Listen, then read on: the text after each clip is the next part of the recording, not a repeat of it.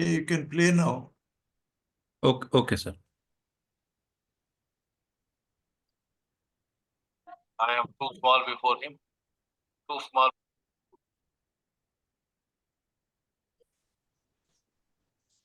Can you listen now? I am too small before him. అది Too small before text him. కూడా పెట్టేసి Yes. First నుంచి పెట్టు first. Yeah. It means we are going to cover a very, very broad spectrum of ideas. Good, very good.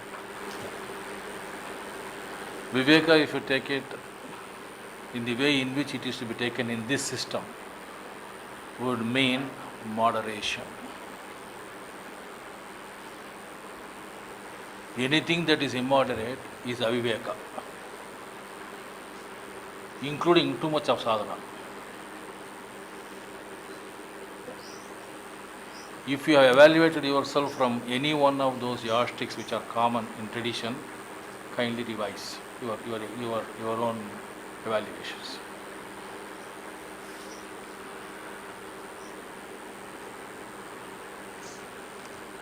I've gone through with certain amount of detail into what you people have written here, which is a synopsis they have provided. And if I have to answer all these points, as I told you, I may require your patience.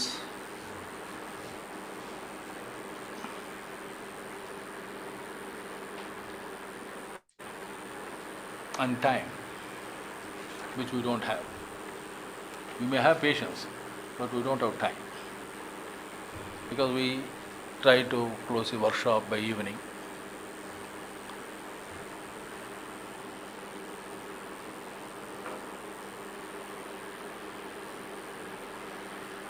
Doing moderation is one concept which I have tried to stress most, which is real Viveka. There is no other Viveka than that. Second thing is doing the appropriate thing at the appropriate time. If you sit in meditation, please do meditate. If you are attending to cleaning, do cleaning. If you sit in meditation and start thinking about what is happening in your office or what has happened to yesterday's work, you are doing the inappropriate thing at that point of time. Learning this fundamental principle is a must. And it's a deliberate will alone that helps you. Though one person has written to me, he has will but he is not able to do this. He is only contradicting himself. If you have the will, you will throw it out. And the best way of throwing it out, as Master puts it, is to ignore. Ignore thoughts which are alien. Not an easy task, because it compels your attention. Right, let us go further. Why does it compel your attention? Why do you think something else other than doing that appropriate thing of meditation? First thing is mainly because it's an internal affair. You have been accustomed to see things, hear sounds, smell, taste. This is what exactly you have been doing, the outside. You have never learned earlier, either in your school or college or life, to look into yourself. The whole process of meditation is trying to look inside. It's a task for which you are not accustomed to. Surprising, there are people who are here who have been saying they've been meditating for such a long time, but then still they have got these problems. It means all these days they were having a wrong notion of understanding that particular sentence, ignore thoughts. Ignore thoughts does not mean continue to entertain thoughts. Do you understand the difference between these two? Ignore doesn't mean you continue to entertain. You have got to put an end to it, but ignore. Ignoring is a way of learning. You have no business to give weight for it. You should come back to your original thought of meditation, divine light without luminosity. A formidable task, a challenge. Still, that is what you have accepted, and that is the only way. Please know that is the only way. The other ways that are there, yes, they are there, but they don't come to this goal. They have got other goals. Justified or unjustified, it is not for me to talk about those goals. But having chosen the goal, somebody tells me, this is the goal clarity I want. We have struggled ourselves to say what it is. The Sanatana Purusha is the goal. You must understand that particular consciousness. Sri Ramchandra consciousness is the name of the institute itself. Kindly read that article on Sri Ramchandra consciousness. Then you get to know what is your goal. The goal is not someone ultimate or a Brahman or a God, as has been understood by us thanks to our religion, thanks to our tradition. But the Sanatana. The Sanatana, about him, the Lord has spoken in the Gita. Yes, we are referring to that. The Sanatana, about him, the Lord has spoken in Ramayana. Yes, we are talking about him. It is the Sanatana, the traditional, the ancient. That is the truth. It's a consciousness. A consciousness does not suffer from limitations of any kind. It has no attachment, it has no detachment. It has no affection, it has no disaffection. It doesn't have any emotion. It's absolute balance, samatva. Please note that every one of us are being given a dose of this every day when we meditate. You are put in touch with the Sanatana when you are getting that particular calmness which descends into you from nowhere. As one Abhyasi wrote to me, thoughts are there, all of a sudden I become calm, sir. I do not know why this transition happens. God doesn't seek your permission because you've already given that. So He comes. And when He comes, it is for you to recognize. And when you recognize, it is for you to remember. And when you remember that, your sadhana becomes better, and that is Viveka. Remember the influx. Remember the love. I am using the word love for want of any other word. I do not know how to express it. There seems to be a genuine concern for the divine for us. There seems to be. For what reasons? I have no reasons to say that. The moment we yield to Him, He seems to be blessing us with His presence, which is definitely momentary, which is not your 24 hours a day at present. At present, it is not 24 hours a day. Your aspiration should be that you should be made 24 hours, 365 days. Your aspiration should be that. Not to be lost in that void, but to bring that void into expression here. Perhaps it appears difficult for you to understand, but if you know ordinary push that we use in our bathrooms, you know what a vacuum can do. Vacuum can do wonders. It can remove your dirt totally.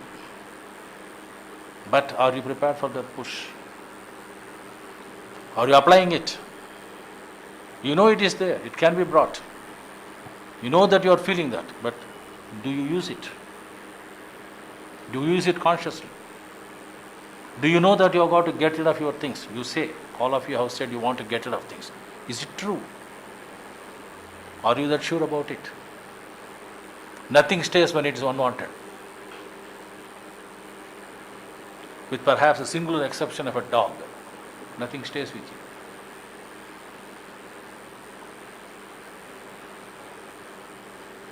If you say, I don't want, things will go. Dog does not go, so far as I know. They stick on. Do you know the reason? Because it is as faithful as God. God is more faithful to us than we are to Him. Please understand this. If you remember this particular dog example, if you also remember that a biscuit that makes it come again and again to the master for his rescue, for his attention, for his indulgence, you will also do the same thing. The experience that you get will make you run after your master. The single biscuit which makes the dog comes to me again and again, I need not have fed it second time. But here I find a master who feeds me. Please do not misunderstand me for comparing ourselves with dogs. Perhaps dogs will take offense. But what I am trying to impress upon you is, please kindly understand what is it that you are getting. And what is the amount of neglect and disregard for the divine presence you have, that you indulge in many things. Aviveka, or anything other than Viveka, is an insult and to God. Having had a taste of it, to forget it, perhaps he's human. That's what you will say. I will say it is worse than the canine. I won't call it. I thought human beings are superior to the animals. I've been told so. We have been taught so. But are we so? Are we that grateful? Are we that committed? Are we that loyal to that singular experience which becomes an imperience on thinking, which I have been insisting on this concept. But the only reason that is what can bring you to moderation. He never asked us to do everything and run after him. He only said, be moderate. I am not able to do. If there have been only occasional lapses in your sadhana, be kind to yourself. Be kind to yourself. Excuse yourself. If such lapses are continuous and your indulgence are something that has never abated, I think it's a serious matter. Either you decide not to think about the goal, or you determine on the goal and then make such efforts as to get rid of them. A firm will is required. Last time I insisted in the Patrika to put those sentences. Patrika, last Patrika. You must have seen, I don't know whether you have seen it or not. The final point to which Master comes is, gird up your loins. You should know. You should know you have to gird up your loins. You can't talk whatever you like. If you are asking for the ultimate, you cannot talk whatever you like. In spite of this, we are having the influx. In spite of this. That tells you the sweet love of Master for you. That doesn't tell anything about our eligibility for that experience. The influx is an indication of the love of God for us, and is no indication of our capacity for getting that stage. This shall be remembered by us. I am not able to do. Surely you are not clear about your goal. Secondly, the type of student you were tells you the type of person you are in sadhana also. If you have been irregular to the school, if you have been irregular to the college, if you have been irregular to the office, if you have been fairly inattentive in the school and inattentive in the college, and perhaps inattentive in your job, the chances are that you will continue to behave like this because it's a habit. You can take leave from school. You can take leave from college. You can take leave from your workplace. You cannot take leave from sadhana. That is another Viveka that you should have. When I said leave, I am not asking for late attendance. Late, yes, you can. I can't do it at 5 o'clock, sir. Today I was able to do only at 6 o'clock. Wonderful. But still, late attendance is permitted to some extent. Not every day. Every day you cannot be a defaulter. But on a particular day, for various reasons, you have not been able to do, fine. Excuse yourself. Pray in the night. Matter is solved. Sorted out. But if you want to have leave, say that I want permission not to do this, please note that you are not a sadhaka then. What I want is that all of you rise as son of spirituality. But how is it possible? And these are all his own questions, his own answers. And when that is possible. He is asking what is the goal. First thing he said, he wants. Please see the love of the Master. What I want is that all of you rise as sons of spirituality, which is our aspiration, which is our goal, which we should become. And he tells, I want that to happen. It's an assurance from his side, I've got already a blessing for you. You will rise up to this. A Satpurusha's words will never go false.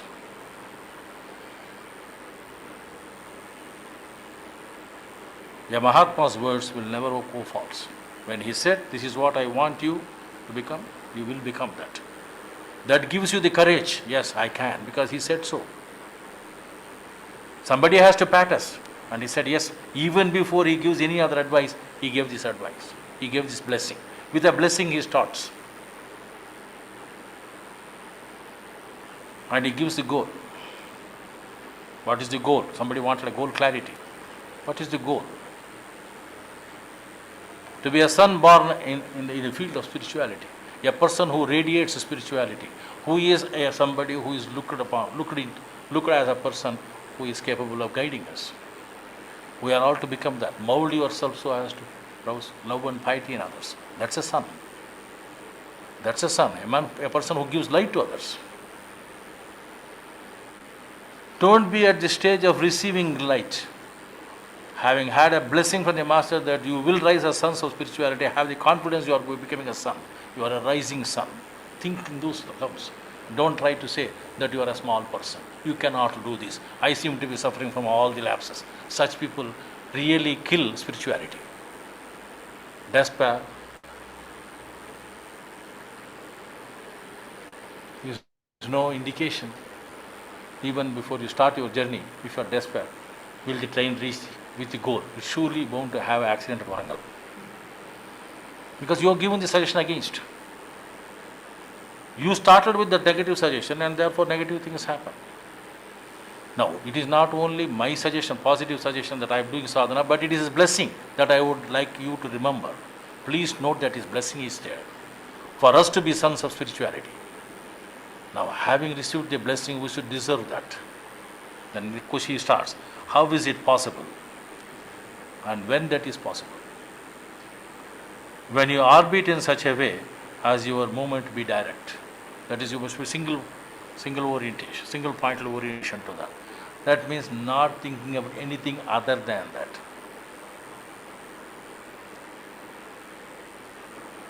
I've been hearing one of the mystic songs in Tamil regularly. It says, I would serve you and you alone, and let me not have any other wish. Vanakke naam aaytevom, matrenam kamangal martelo rembavai. You see the fixity of purpose behind it.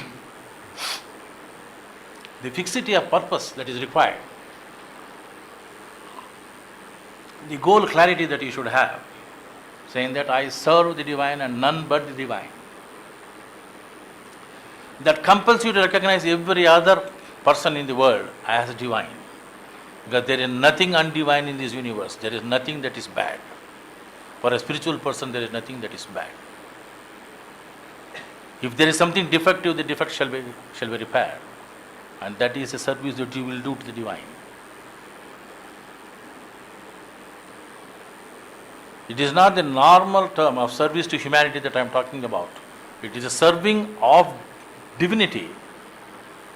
In every form of expression of the divinity is the goal. That's the next step. Having risen as sun, our job is to shed that light on all. Sun does not discriminate. He does not know bad soul and a good soul. He does not know a criminal and a saint. On all he is equally bestowing his grace, his power, his energy. He sustains all of us. Divinity demands. When you say divine qualities are developing in you, please note whether you are getting impartial. Divine qualities does not mean anything that comes from some heaven. Divine quality is here. Are you impartial? Or are you partial to your people, your wife, your husband, your children, your family, and then to others, or is it something that is equal for all? Just as the sun does not discriminate and did not discriminate even the great epic, we will find Karna is there and you will find others also there, and all of whom he gave his own blessings. One is his own son, there are many others also. There was no discrimination whatsoever. You can read meanings into the epic if you are spiritual. If not, you will read other meanings into epic. That depends upon our level. But in spite of all that, a master will bless all. The one reason that all of us, irrespective of the stages of progress in which we are being treated equally by the master is because of the divine quality. He does not know how to discriminate. God does not know how to discriminate. Now, why I am using the word discrimination? Because discrimination has been considered as a quality of Viveka. Please note this. So, Viveka itself, if it is not properly understood and if it is translated into English as only discrimination, it can mar the message of spirituality.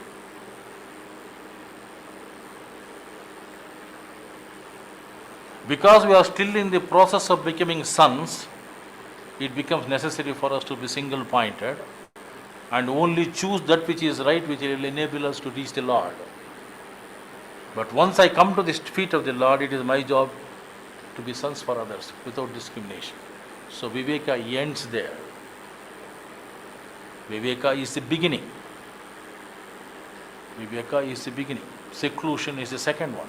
Once a discrimination starts, I know this is right. The Vairagya is Vairagya for all that is bad. In this sense, all that is not conducive for my sadhana has to be eschewed. Then I understand the interdependence. This is the ladder which we have tried to depict through our pictorial form also. We try to depict it. So Viveka is not an end. So Shankara erred here in thinking that Viveka itself is a Chudamani. Viveka is not a Chudamani. Viveka is the beginning, is one of the manis, one of the jewels that is required so that I can go to the next jewel of Vairagya.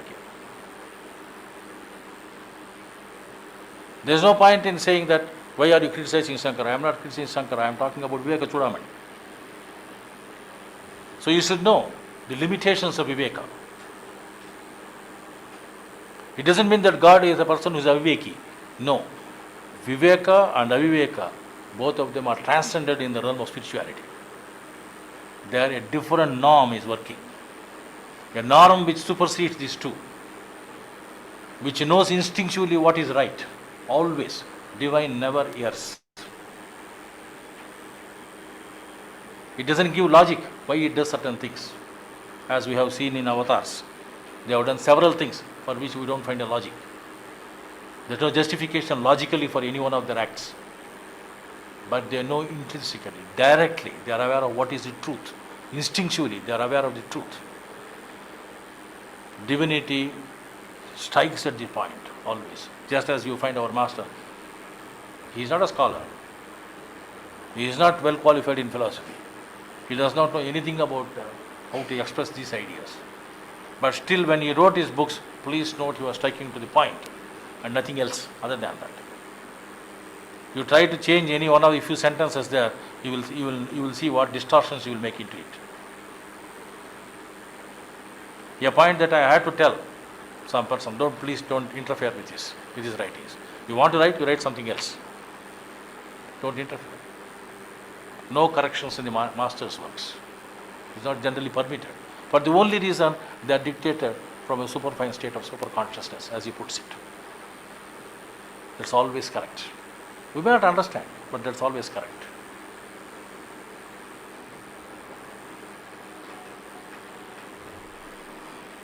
How to find this orbit, which is straight one? How to move direct? By keeping the destination in full view. You must keep, the goal must be very clear. What is that goal? That goal which is the eternal law, which is the eternal right, which does not change, which is the order that is governing us. There's a cosmic order. We are here, a small people, transient, temporary passes we have got. We have to get back.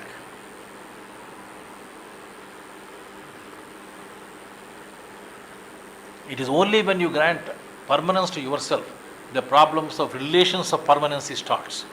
You have granted permanency for yourself, therefore your wife or husband becomes permanent, your child becomes permanent, your father becomes permanent, and etc., etc. Your property, everything for that matter becomes permanent. But first mistake is to grant yourself a permanency. Not understanding your real nature of being only a tenant, not a owner. We are tenants of the earth. We are not owners of the earth. The illusion of ownership is there. There is one ownership which cannot be an illusion. That is owning your condition of understanding that you are dependent upon God. That ownership you shall have. But the remaining ownerships don't work.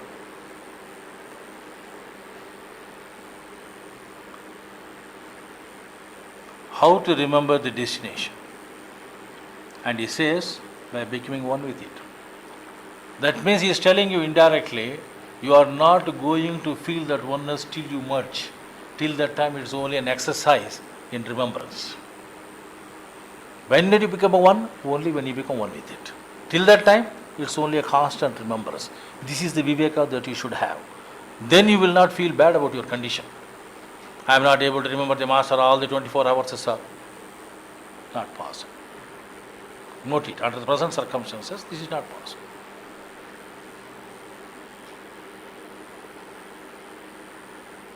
When building this system into the Grihastha order, he has ensured that slowly and gradually you move to that condition. He was not all the time thinking about his master or his goal while he was working in the court or going to the court. Obviously, he was attending to those things. All the time, at the subconscious level, the whole thing was going on. He wants us to understand that. The same thing happens to you also, but you don't want to understand that. You are insisting a conscious awareness of divinity all the 24 hours. That means you are not going to do your job, which this system is not permitting you for that. Other systems may permit that. An awareness of divinity all the 24 hours to the exclusion of our duties is not a Grihastha dharma.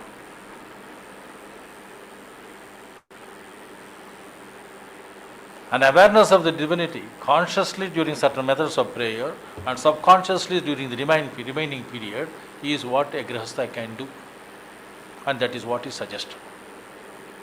And that is the Viveka that you can have. Once this clarity is emerging, I don't think you will have so much of grouse as to have not been able to maintain the thought.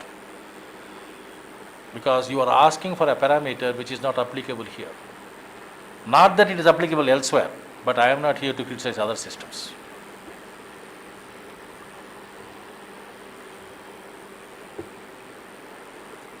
And when can a person be one with that? When you lose yourself. That means only when you get out of the dharma of the Grihastha. You should also know, when we are talking about the Grihastha dharma, there is a tacit approval for the classification of the ashramas. Not spelt out, but implied. Masters don't explain implications. By implication, it means after Grihastha, you should learn to go to the level of a Vanaprastha. The Vanaprastha ashrama is one of the things that you should try to detach yourself slowly, passing on the responsibility to the next generation. Take less interest in day-to-day affairs so that you are ready for a total absorption of the divine. You get attuned towards it. Amusingly as it is, many people after even active life of 60 years or 58 years or 55 years, they would still like to do something else. That means you have not learned to move on to the next stage. Learn to resign. You are not prepared. Please understand the Grihastha ashrama, when we stress that, we are already talking about the ashrama dharmas. We are not talking about Varna dharma, we are talking about the ashrama dharmas. Because Varna, the Babuji never accepts. We don't characterize people by caste. Caste is something that is not accepted in our system. Or for that matter, no sane man will ever accept it. Still, one of the main problems with which majority of us will be suffering will be the caste. Because that is there down the line for several years. One has to fight it out. One requires guts for it. If you read Reality Dawn very carefully, you will find some sentences which says that I would like my people to marry intra-caste, or Abhyasis should intermarry irrespective of the caste, or some such sentences are there, available. Please note it. I don't ask you to do it. I am only trying to tell you the goal. The goal is one where there is no discrimination, is what I want to tell you.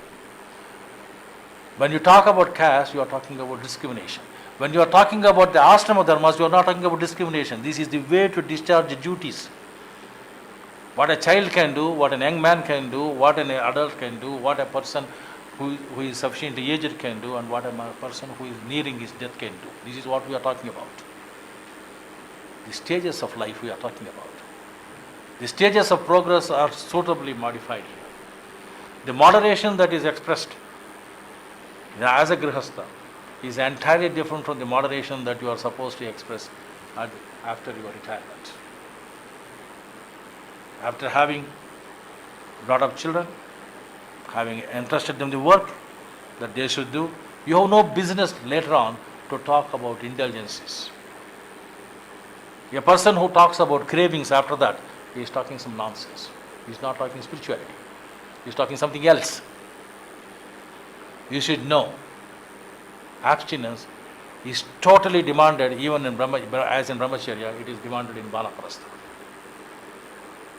Much more difficult in Vanaprastha because for a long, long time the association has been with the spouse. Therefore, you require a firm determination for that. The Viveka has to be of a very high order. You should have goal clarity for that. To talk about Brahmacharya or abstinence during Grihastha life, total abstinence, is not possible. Therefore, we talk about a moderation, we talk about taking help from A and B, etc. things. After this, the question of A and B concept does not arise much.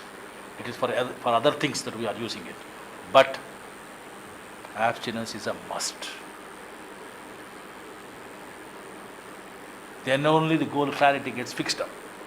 You are seeking one and one only. Then only you can say, I don't have any other desire. Oh Master, may you please enable me to come to this. Damn it, gird up your lines, as he puts it down. It is not the Master's duty to gird up your lines. Your lines you have to do. Let us understand that disciplining ourselves is our job. Granting the spiritual stages is his job. You discipline yourself, accordingly you get the spiritual stages. Why is it that people who are pushed into the higher realms don't stay there? The only reason there is no discipline. The Viveka is not there with reference to food. You should know, when you come to the Vanaprastha state, your demands for food gets reduced. There is no point in asking that I will eat in the same way that I ate in my 30th year or 35th year. You should know. You should know you should cut it. There is no alternative for that. The Jihva Chapalya cannot continue. The Indriya Nigraha becomes totally irrelevant as a norm of behavior, of even decent behavior. Leave alone spiritual behavior, of even decent behavior, it becomes a norm.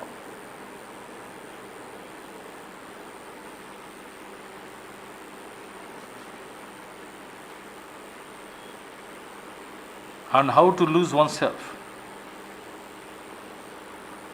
By bearing no other thought in the heart than that. Matrenam kamam. Any other desire than the goal is not supposed to be had. If you are seeking that. If you are not seeking that, you can have anything. Don't try to ride two horses. It will not work. And you should learn to say no when you have to say no.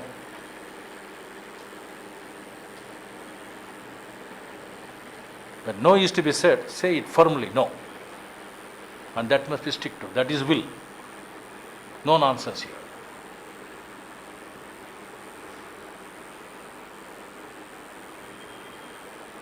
Now, by now I have stressed my point that the Viveka changes not only according to your stage, but according to the stages of life. Viveka is not one word which can be common for a man in teens, an unmarried man, a married man, a retired man, and a man who is in the graveyard with both the feet. So the Viveka is a very, very flexible concept and must be understood. Moderation has to be understood in total perspective. But please note, as I have already talked about in the koshas, that 5 koshas are always operating on you. The Annamaya kosha, the Pranamaya kosha, the Manomaya kosha, and then the Vijnanamaya kosha. Now, lastly, the Anandamaya kosha. The Anandamaya kosha can be taken almost as nothing for the present.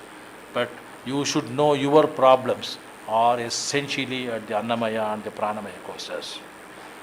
A few of you may be having the problem at the Manomaya kosha also.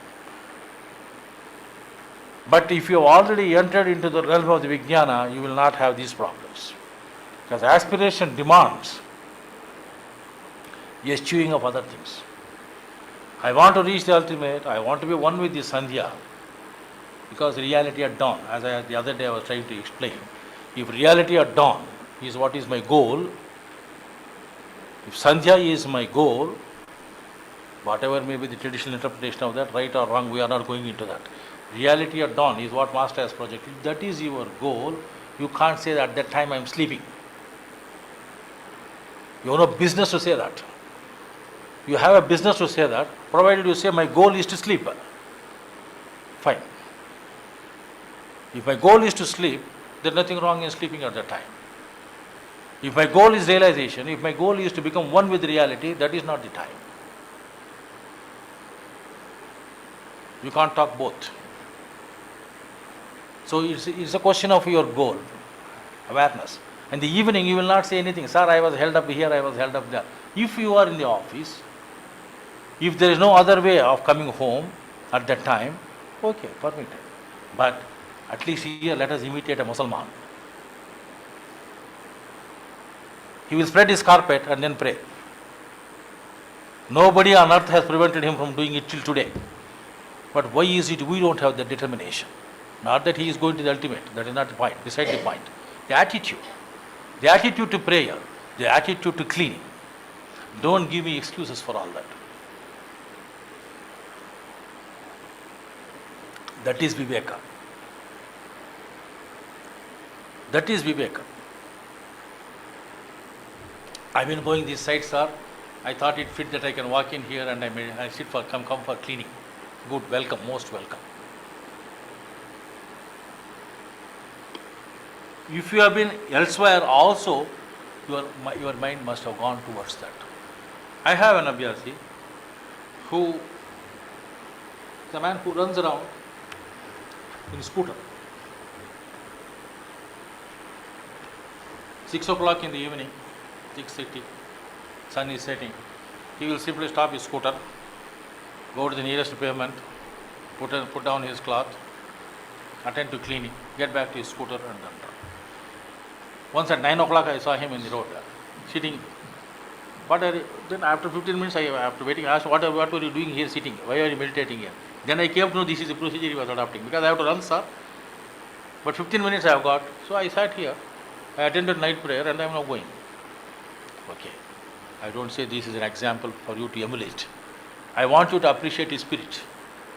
Appreciate his thinking, his concern for his growth, his concern to become one with nature, his concern to participate in Sri Ramchandra consciousness, his concern to be in the Sanatana Dharma. It is the Sanatana Dharma I am talking about. It is Ramchandra consciousness is nothing but Sanatana Dharma. He has come to retrieve us. I am not talking about religion. Please note it. I will not give any acceptance to any one of those concepts. But I cannot ignore the Sanatana. It is that Purusha. It is the Purusha Meda that I will remember. The sacrifice of that Sanatana, who has expressed himself as the multifarious things. This manifestation is an expression of the divine. Call it a Big Bang, call it something else, I am least bothered. It is the expression of the divine. Divine wanted us, and we are children of divine. We are expressions of the divine, and it is our legitimate duty to express the divine and nothing but divine. When we do something else, we are called asuras. If you express him, you are called devas. Devas are no new beings. Asuras also no new beings. They are available with us. Devas are there, asuras also. But kindly note, asuras also were attending to their sankhya properly. They did not ignore the Sanatana. They ignored other things.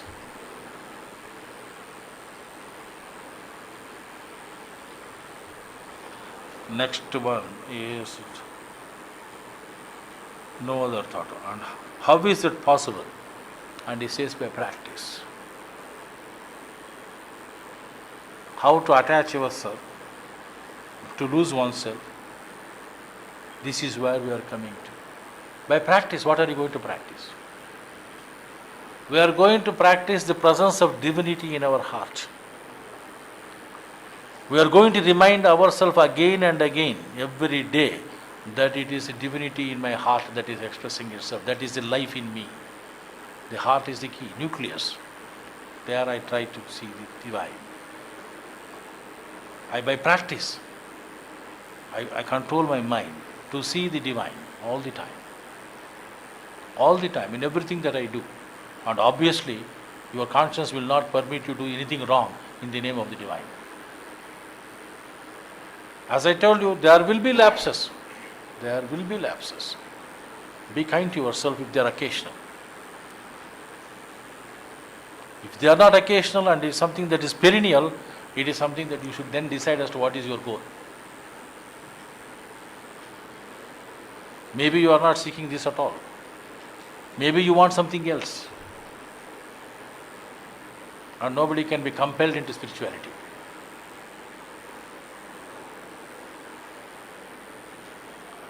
How practice is possible? He says, how practice is possible? Through love and interest. Now, love and interest. On what? Love for the divine and interest to reach the divine. How do I do it? By remembering. How do I remember? By meditating on the heart.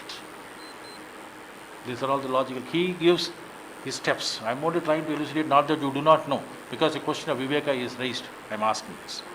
How love and interest can be cultivated? Through determination. That's why in the beginning itself, when somebody said, I have determination, but I am not able to do it, because you have not understood the word determination.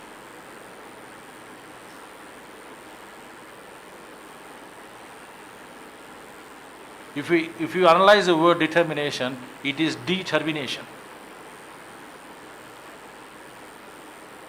Terminate. You have to terminate. That is the only word. There is no question of dilly-dallying about it. When you have got a bad thing, the only way to get rid of it is to terminate it. If you are in the habit of brooding, the best thing is to terminate it. Because brooding invariably means self-interest. A man doesn't brood unless his self is very, very important for him. When God is there and we think about him, we don't call it brooding. The same thought, we call it meditation.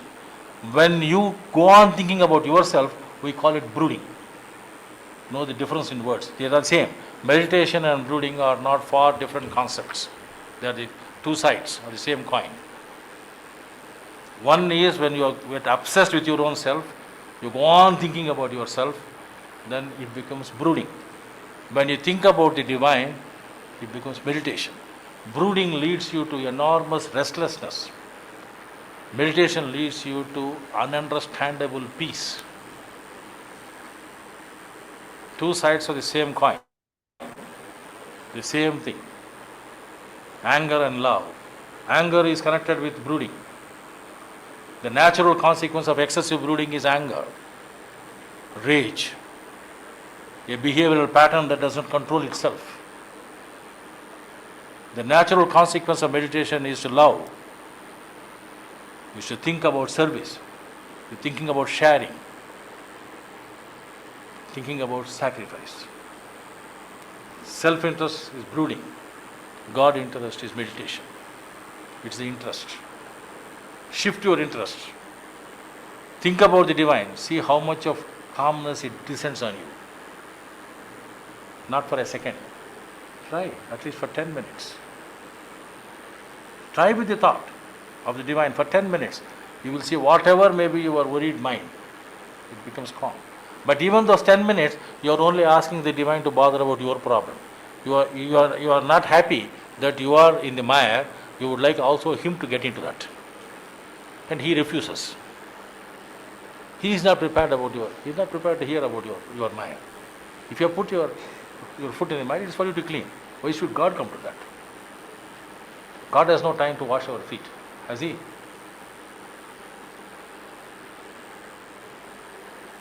Those people who seek the help of the divine to get rid of their defects are actually asking their feet to be cleansed by the divine. An inappropriate and an impossible proposition. Nobody worth the name of God will do that. He will not do that. There is no reason whatsoever. Then actually, instead of his having the Sahasra path, he will have enormous path, that is the feet, to be cleaning all the time. How many people will be in a position to attend to? And how are you anyway significantly different from others that he should attend to? Please attend to my toilet. Will any God attend to it? You have to clean yourself. It's our task. You made soil, you clean yourself. Why should he come into the picture? My examples may be provocative. Please kindly understand that is the only way by which you understand Viveka. Viveka always demands provocative questions. You have to provoke yourself. See the sense or nonsense in what you are asking. Then you will know you are asking nonsense and leave it. I am but a slave of my wishes, putting a bar to my advancement. Remember that. You are putting a bar to your advancement. Not only slave of your wishes, putting a bar to your advancement. If you don't want that bar to be there, then remembrance of him. Not he will come and satisfy your wishes. Remembrance of him. Thou art the only God and power to bring me up to that stage. Means my remembering you, my loving you, my interest in you is what is going to save me. Not from the wishes, but from the network of wishes that I want, which binds me all the time.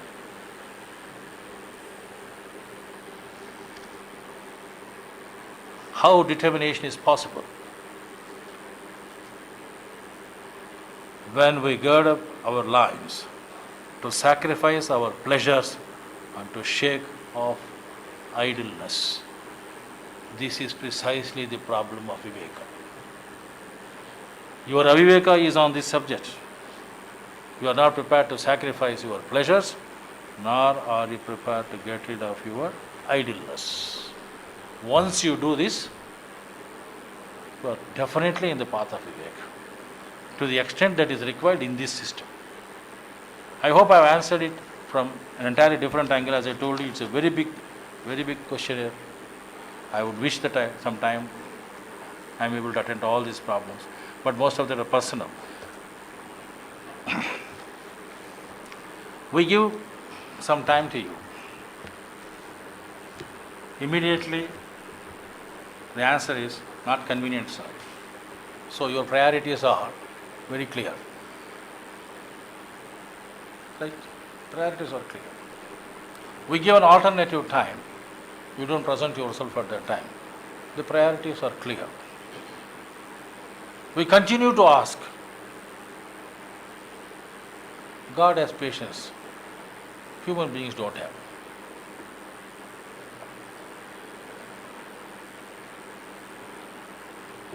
We present our case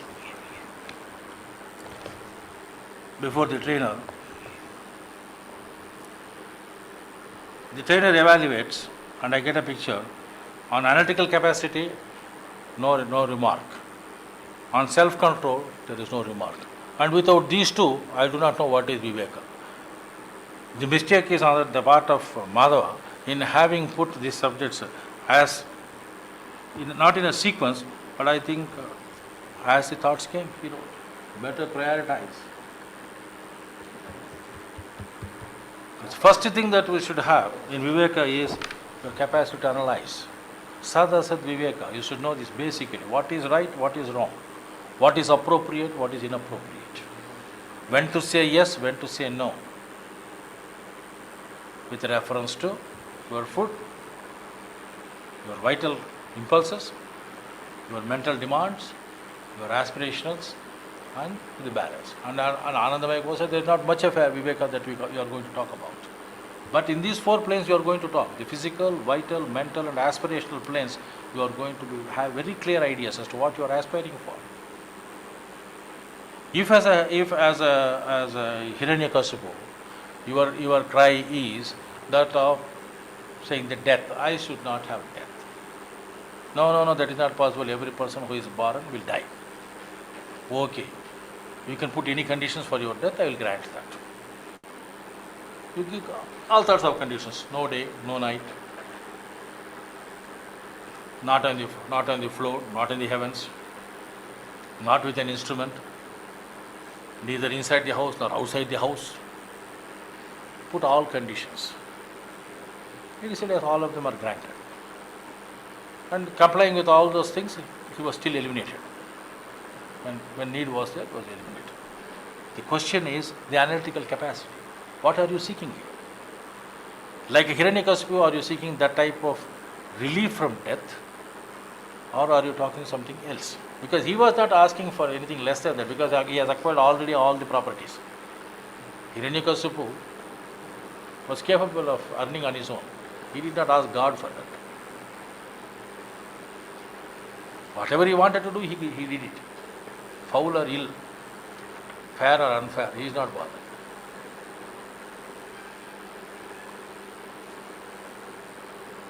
And very name of Hiranya behind it means it's gold. It's all gold. He had no gold clarity. When God comes and stands before him and says, what do you want? He said, I want relief from death. He never said, I want you. And that is precisely our question also. Are we seeking him? Or are we seeking from him? Put this question. Know for yourself what is your goal. That say, I have got goal clarity.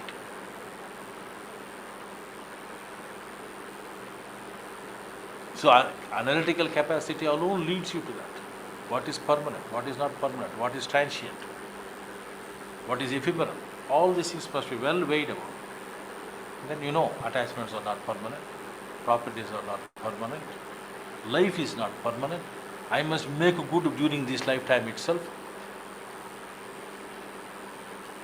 The awareness that you can be born as an insect next is one thing that you should know. Because please don't think otherwise. Because if your body is to be left back to the earth, the first thing that happens to our body is there will be invasion by the bacteria, by all the worms. And in a sense, you are born in all of them. You are born in all of them. Your body is born in all of them. Don't think I am telling any grim facts. This is, apply your mind, you will then know. I do not want to become old. It doesn't happen. You may have the best of the sons in Ayati, but you are not going to have this. Even then, he had to give it back to him. The old age had to be given back to him.